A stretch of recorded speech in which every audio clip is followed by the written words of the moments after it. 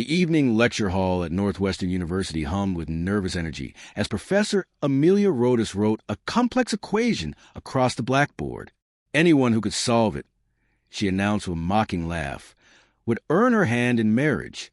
A few students chuckled uneasily. Near the door, Janitor Ethan Ward paused mid-mop. He whispered, "Remand tensor, compact form." Professor Rodas turned sharply. "What did you say?" Ethan's hands trembled. "I think I can solve it." Amelia had been groomed for greatness from birth. Her father, Dr. Marcus Rodas, was a renowned theoretical physicist. Her mother, Dr. Sarachin Rodas, had solved 3 Millennium Prize problems. Amelia's childhood had been filled with lectures, logic puzzles, and Nobel laureate dinner guests rather than toys or bedtime stories. By 16, she published her first paper. By 23, she earned a Harvard doctorate. At 28, she became Northwestern's youngest tenured professor. At 30, she ruled her domain with precision and icy detachment, especially towards service staff like janitors. Ethan's story diverged sharply. A child prodigy, he entered Yale at 16 and won a Fields Medal at 19. But his mother fell gravely ill. He abandoned his promising career to pay for her treatment, working 3 jobs and sacrificing his dreams. She died 6 months later. The mathematical genius Ethan Ward became a janitor, secretly solving equations in the quiet of empty lecture halls, hiding from the world that once celebrated him. The confrontation occurred in Amelia's advanced calculus class. She was mid-lecture when Ethan entered to empty waste baskets. "Could you come back later? We're in the middle of something important," she snapped. But Ethan noticed a subtle mistake on the board. Without thinking, he murmured, "The third line should be negative." The room froze. Amelia flushed, humiliated, while a student verified Ethan's correction. The mockery she wielded shattered when her students recognized the truth. He was right. Still, she issued her challenge, taunting him to solve the equation by Monday. Ethan accepted. For the first time in years, his old fire returned. Not for glory, but to reclaim a part of himself he had buried. He spent nights in the library, rediscovering mathematics, each page a memory of his mother's encouragement. By the third night, he had uncovered elegant paths through the seemingly impossible equation. Amelia, meanwhile, grew obsessed with solving it herself. She discovered someone had been working secretly on the spare blackboard in an abandoned seminar room. The handwriting was neat but unpracticed.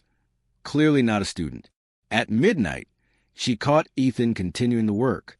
She watched, stunned, as he solved complex transformations she had only seen in advanced journals. Her worldview began to crack. Part 2. By Friday, a student captured Ethan solving a graduate-level differential equation on video. In under 3 minutes, he completed it, explaining each step clearly. The footage went viral. Dean Robert Thompson convened an emergency faculty meeting, astonished at Ethan's skill. Amelia, confronted with his brilliance, realized the depth of her misjudgment. Monday morning, the largest lecture hall was packed. Phones recorded history as Ethan, in his janitor uniform, approached the blackboard. The equation sprawled across 3 panels. Hundreds watched as he began solving it, starting with unconventional transformations, filling board after board with elegant mathematics. 40 minutes, then an hour passed. Professors followed along, nodding in disbelief. When he stepped back, Professor Harrison, a veteran mathematician, whispered, "It's not just correct, it's beautiful. This is publishable work." Ethan faced Amelia. "I didn't solve this for your promise. I solved it because I've been invisible here for 5 years. I want to be seen as who I really am, a mathematician, not a janitor." His revelation stunned the room. "My name is Ethan Ward. I was a Fields Medal recipient. I left it all to care for my mother. After she passed, I hid from the world, but this equation reminded me that hiding doesn't heal, it only spreads pain." Amelia's pride and prejudice crumbled. She saw not just a genius, but the man shaped by grief and sacrifice. Over following weeks, she visited Ethan in the janitorial closet. They shared personal stories, Amelia's upbringing in a household of unrelenting genius, Ethan's loss, and the years of suppressed brilliance. Their collaboration grew natural and intuitive.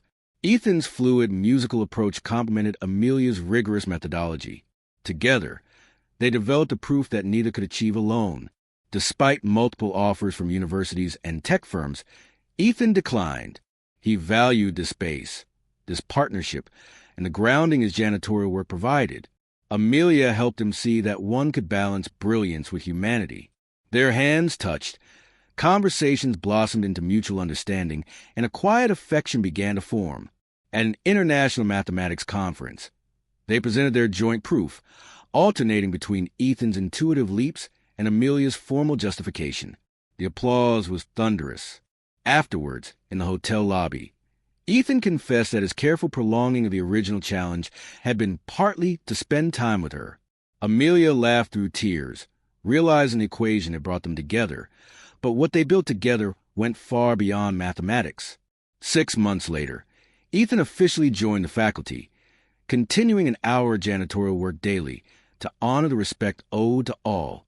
During the ceremony, he acknowledged the custodial staff and addressed the importance of recognizing human worth beyond titles. When he proposed to Amelia with a silver ring, she accepted on the condition they were equals in both mathematics and life. Their kiss was met with cheers across campus. Through equation, sacrifice, and rediscovery, the janitor and professor had solved the most important problem of all: humanity, respect, and love. As spring bloomed at Northwestern, Ethan and Amelia walked hand in hand toward a future both elegant and infinite, together. By Friday, a student captured Ethan solving a graduate-level differential equation on video. In under 3 minutes, he completed it, explaining each step clearly. The footage went viral. Dean Robert Thompson convened an emergency faculty meeting, astonished at Ethan's skill. Amelia, confronted with his brilliance, realized the depth of her misjudgment.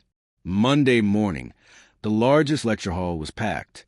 Phones recorded history as Ethan, in his janitor uniform, approached the blackboard. The equation sprawled across 3 panels.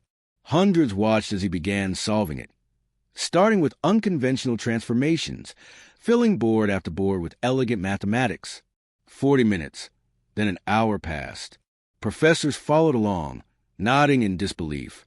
When he stepped back, Professor Harrison, a veteran mathematician, whispered, "It's not just correct, it's beautiful. This is publishable work." Ethan faced Amelia. "I didn't solve this for your promise. I solve it because I've been invisible here for 5 years. I want to be seen as who I really am, a mathematician, not a janitor." His revelation stunned the room. "My name is Ethan Ward. I was a Fields Medal recipient. I left it all to care for my mother. After she passed, I hid from the world. But this equation reminded me that hiding doesn't heal. It only spreads pain." Amelia's pride and prejudice crumbled. She saw not just a genius, but the man shaped by grief and sacrifice. Over the following weeks, she visited Ethan in the janitorial closet.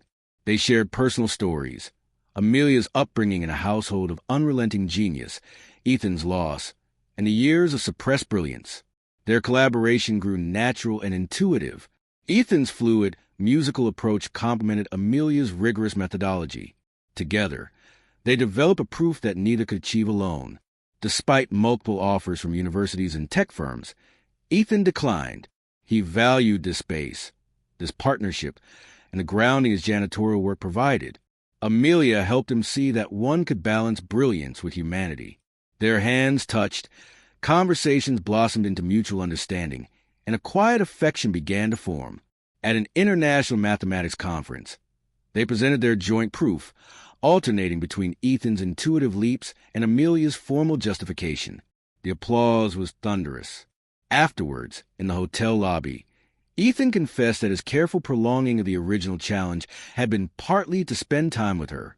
Amelia laughed through tears, realizing the equation that brought them together, but what they built together went far beyond mathematics. 6 months later, Ethan officially joined the faculty, continuing an hour of janitorial work daily to honor the respect owed to all.